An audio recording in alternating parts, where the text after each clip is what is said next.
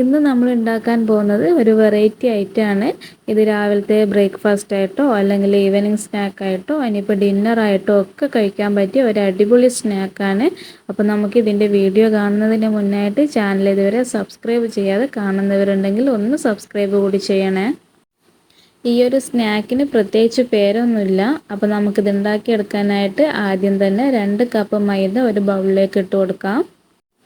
അതിനുശേഷം 1 table spoon പഞ്ചസാര ചേർത്ത് കൊടുക്കുന്നുണ്ട്. അടുത്തതായിട്ട് നമുക്ക് ഇതിലേക്ക് ഇൻസ്റ്റൻറ്റ് ഈസ്റ്റ് ചേർത്ത് കൊടുക്കാം. 1 ടീസ്പൂൺ ചേർത്ത് കൊടുത്തിട്ടുണ്ട്. ഇനി ഇതിലേക്ക് ആവശ്യത്തിന് ഉപ്പും പിന്നെ കുറച്ച് ഒരു 2 ടേബിൾ സ്പൂൺ സൺഫ്ലവർ ഓയിൽ കൂടി ചേർത്ത് കൊടുക്കുന്നുണ്ട്. അതിനുശേഷം നമുക്കിതിലേക്ക് ഒരു 1/4 കപ്പ് പാല് ചേർത്ത് കൊടുക്കാം. ഇത് തിളപ്പിച്ചതാണെങ്കിലും ഇല്ലെങ്കിലും പ്രശ്നമൊന്നുമില്ല, പക്ഷേ റൂം ടെമ്പറേച്ചറിലായിരിക്കണം എന്ന് മാത്രം. അടുത്തതായിട്ട് ഇതിലേക്ക് 2 ടേബിൾ സ്പൂൺ പുളിയില്ലാത്ത തൈര് ചേർത്ത് കൊടുക്കുന്നുണ്ട്. ഇനി ഇതിലേക്ക് ഒരു മുട്ട പൊട്ടിച്ചൊഴിച്ചത് ചേർത്ത് കൊടുക്കുന്നുണ്ട്. മുട്ടയും റൂം ടെമ്പറേച്ചറിൽ തന്നെ ആയിരിക്കണം. ഫ്രിഡ്ജിൽ വെച്ചതാണെങ്കിൽ കുറച്ച് നേരത്തെ എടുത്ത് പുറത്ത് വെച്ചിട്ട് വേണം ഇതിലേക്ക് ചേർത്ത് കൊടുക്കാനായിട്ട്. ഇനി നമുക്ക് ഇതെല്ലാം കൂടി ഒരു ഫോർക്ക് വെച്ചിട്ട് ഇതൊന്ന് മിക്സ് ചെയ്തെടുക്കാം. അതിനുശേഷം നമുക്ക് കൈകൊണ്ട് ഇതൊന്ന് നല്ലപോലെ ഒന്ന് കുഴച്ചെടുക്കണം. ഇനിയിപ്പോൾ ഇതിലേക്ക് വേറെ വെള്ളത്തിൻ്റെ ആവശ്യമൊന്നും വേണ്ടി വരില്ല. നമ്മൾ പറഞ്ഞ അളവ് പ്രകാരം എടുക്കുന്നതാണെങ്കിൽ ഇത് റെഡി ആയിരിക്കും. ഇനിയിപ്പോൾ അഥവാ വേണ്ടി വന്നു കഴിഞ്ഞാൽ 1-2 ടേബിൾ സ്പൂൺ വെള്ളമോ അല്ലെങ്കിൽ പാലോ ചേർത്ത് കൊടുത്തിട്ട് ഒന്ന് കുഴച്ചെടുത്താൽ മതി.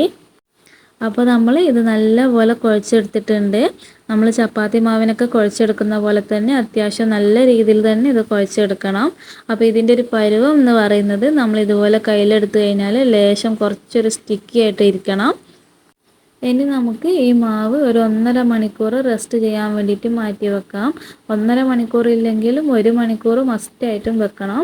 അപ്പോൾ ഇതൊന്ന് ഡ്രൈ ആവാതിരിക്കാൻ വേണ്ടിയിട്ട് ഇതിൻ്റെ മേലെ കുറച്ച് ഓയിൽ കൂടി സ്പ്രെഡ് ചെയ്ത് കൊടുത്തിട്ട് നമുക്കിതൊന്ന് അടച്ച് വെച്ചിട്ട് 1.5 മണിക്കൂർ റെസ്റ്റ് ചെയ്യാൻ വെക്കാം. 1.5 മണിക്കൂറിന് ശേഷം നമുക്കിതൊന്ന് തുറന്ന് നോക്കാം. നമ്മുടെ മാവൊക്കെ നല്ലപോലെ പൊങ്ങി വന്നിട്ടുണ്ട്. നല്ല ഡബിൾ സൈസായിട്ട് തന്നെ വന്നിട്ടുണ്ട്. അപ്പോൾ നമ്മൾ ഇനി ഇത് ഒരുപാട് ഇട്ടിട്ട് കുഴച്ച് പരത്തിയൊന്നും എടുക്കാൻ നിൽക്കരുത്.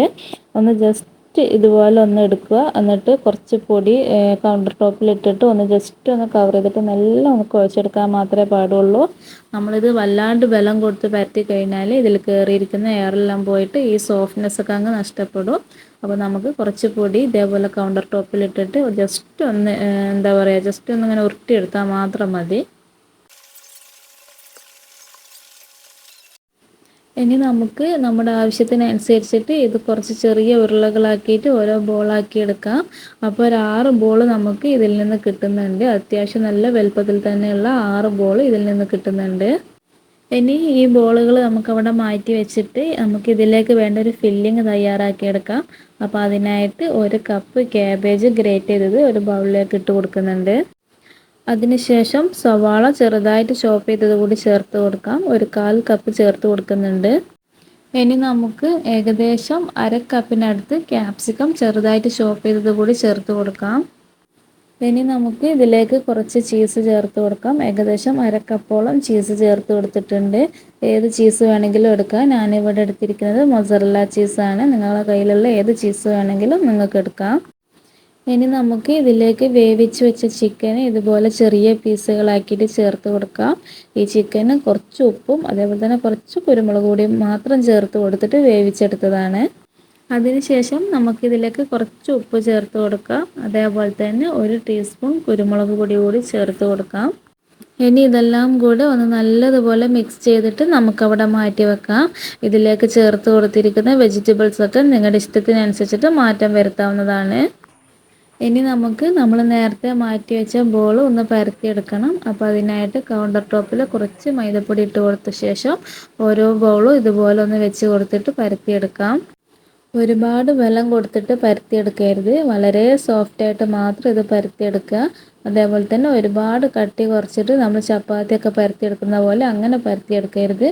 കുറച്ചൊരു കട്ടിയിൽ വേണം ഇത് പരത്തിയെടുക്കാനായിട്ട്.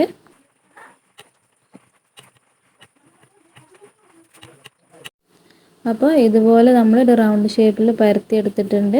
എന്താ ഈ ഒരു തിക്നെസ്സിൽ വേണം നമ്മളിത് പരത്തിയെടുക്കാനായിട്ട്. ഇതിലേക്കാൾ കട്ടി ആവരുത്, എന്നാൽ ഒട്ടും ഇതിലേക്കാൾ കുറഞ്ഞും പോവരുത്.